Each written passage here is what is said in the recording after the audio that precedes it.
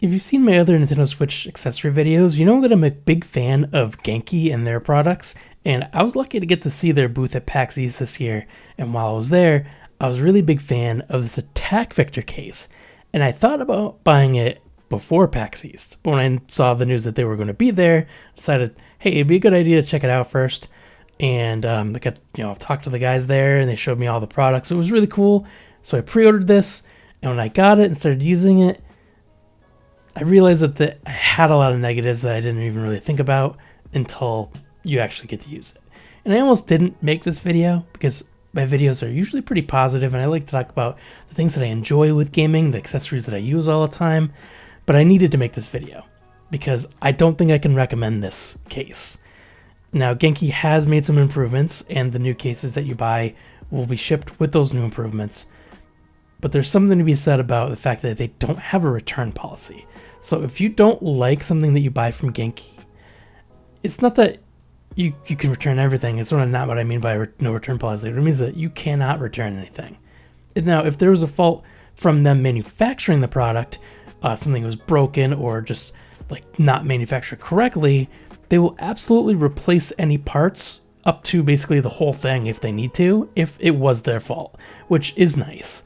But if you buy it and you don't like it, you're stuck with it. You cannot return it.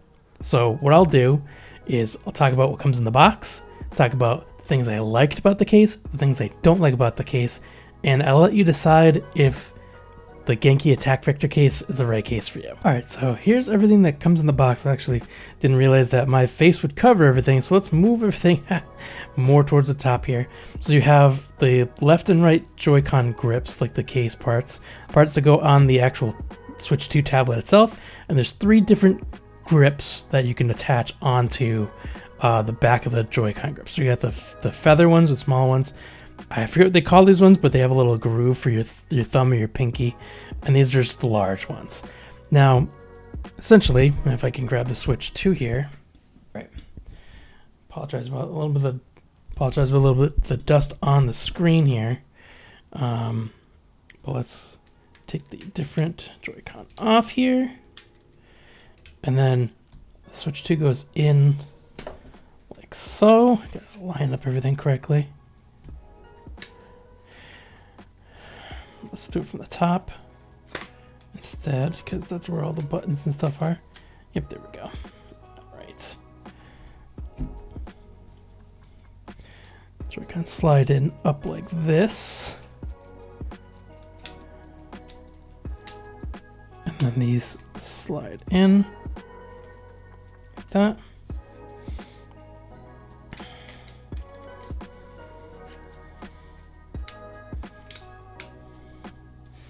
All right, and that's basically it. So we'll put on these medium grips here. So we gotta find the one that says L and R, so it's kind of nice. And they kind of just stick on here and then they slide up. Each one has its own level of difficulty because they're all different sizes. But let's see here. Yeah, so that was pretty easy because I've done this a few times. But then they slide on here. And there it is, right?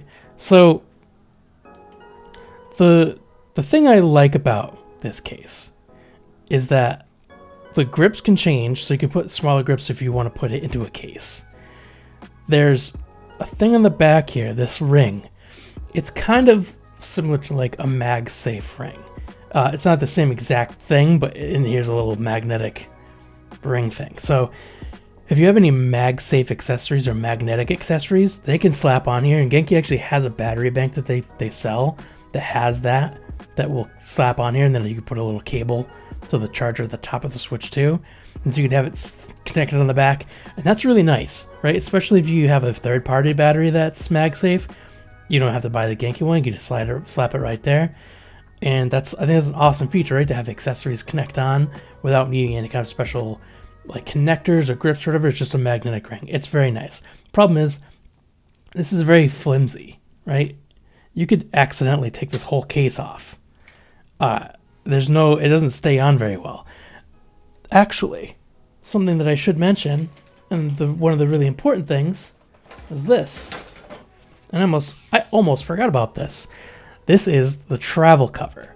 Now, this is one of the reasons why I picked this up, is because it has a travel cover. I have a case for my my Steam Deck OLED that has a travel cover. It's from JSOX. That thing is great. I slap the travel cover on and I put it right in my backpack, and it's easy. So that's one of the reasons why I really liked this case, because it has this travel cover. But 2 times, every 2 out of every 3 times, essentially, this will actually go under this instead of over it. And I couldn't replicate it without doing it on purpose, but it does something like that. And I've actually had it where it popped up over it enough, and I actually had to like get my fingernail under there and get it. Yeah, see, now I have to get the case off, and it's a pain because it slides off in a very particular way, and then you got to put the case back on. Now, people reported issues like that, and they reported that the case that goes around the tablet falling off. And from what I remember from a Reddit thread, and I guess take that with a grain of salt because it's from a Reddit thread, but from what they were saying, one of the guys that is the owner of the company basically says, like, just tape it to the Switch. And that's such a weird choice. And it's because the kickstand is weird. The kickstand isn't just like the whole back, it does this. So you have to have this part cut out of the case in order for it to go on here. And so just tape the bottom on. It's like, I don't like that idea, right? Oh man, this is all scratched up. But yeah, and the dbrand kill switch case is the same way, except for the dbrand case actually has tape already on it, and you just like remove the other side of the tape and stick it on. Which I think anything that requires you to tape it to your device is just, no, it's gonna be a no from me. You might have a different opinion on that, but I don't want that, right? And so when he said, "Oh, just tape it," it's like, no, that's not a solution, right? And the other thing is, they called this thing dockable, right? But even with this case on, it's pretty thin, but it barely fits in the dock. And I actually have scratches on the screen. I have a screen protector on it right now, the matte screen protector from Savage Raven. I'll do a video about that as well. But my actual screen that my Switch 2 has some scratches in it because it pushes the screen forward, and when I go to put it in the dock with this case on, you have to really shove it down, and it rubbed against the front part of the case, or the dock. So it had some scratches on it, and so that is something I can never get back. I can never remove those, right? Unless I buy a new system, and I don't have the money for that in this economy, right? But the new version that Genki's releasing, the ones that people are getting now, that version is gonna be fixed in some way so that it docks easier, I guess. I don't know what they did. They didn't really explain it, but they just say that I got an email from Genki. It's another reason why I'm not sure I could recommend this, right? Because I know, like, I talked about the dbrand case, and I'll move to the other camera here because I'm talking here. So the dbrand case had similar issues where the case had issues with the way it lands on everything when it's connected.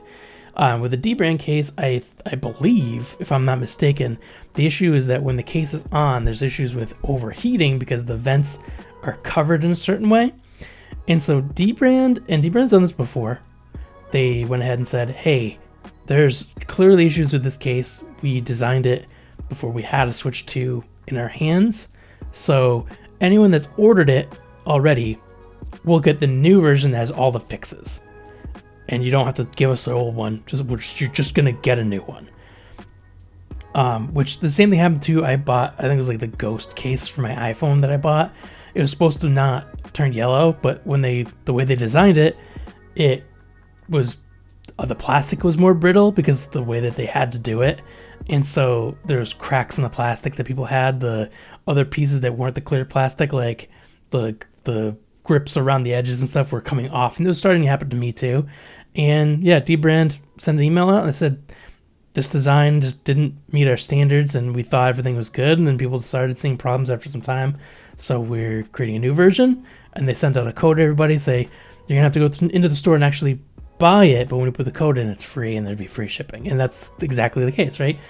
And as much as dbrand's a weird company, they're good with that. They will do that for you. But Genki in that email did not say anything like that. did not say if you bought this case that was a defective version and has all these problems, you get a new one. No, they basically said if you buy it again, you won't have these problems.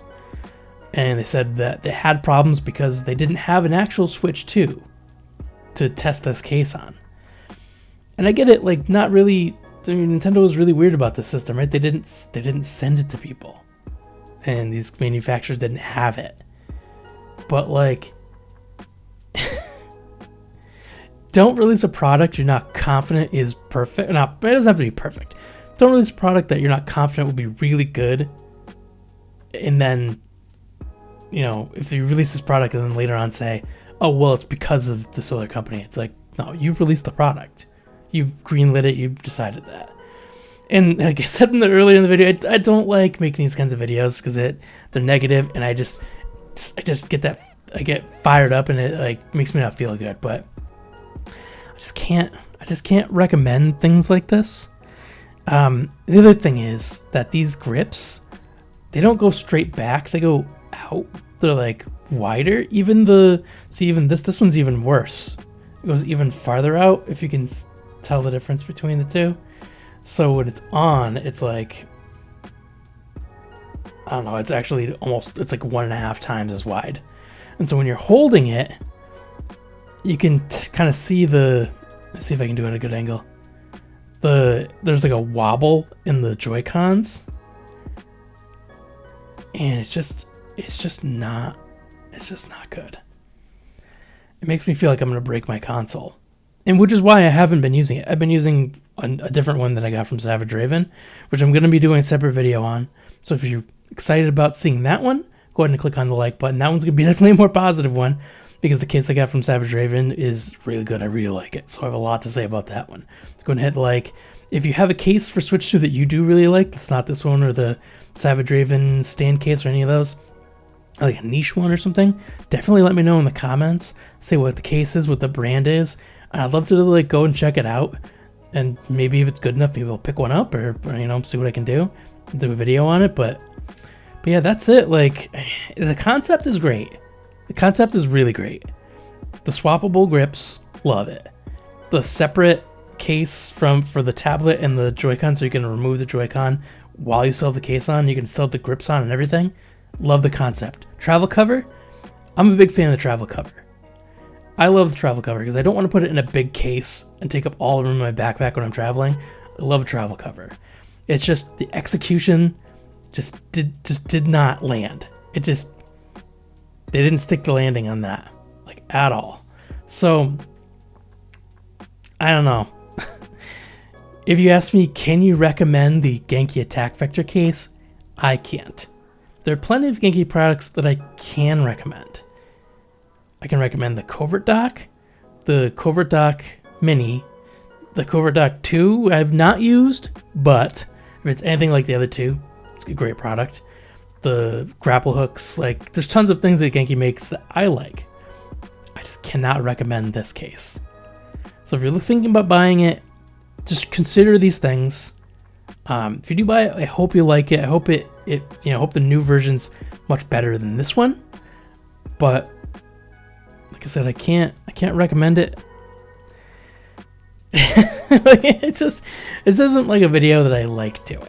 I mean, if you've watched any of my other videos, you know that I'm a big fan of like being excited about a video game or an accessory, talking about why I really like something.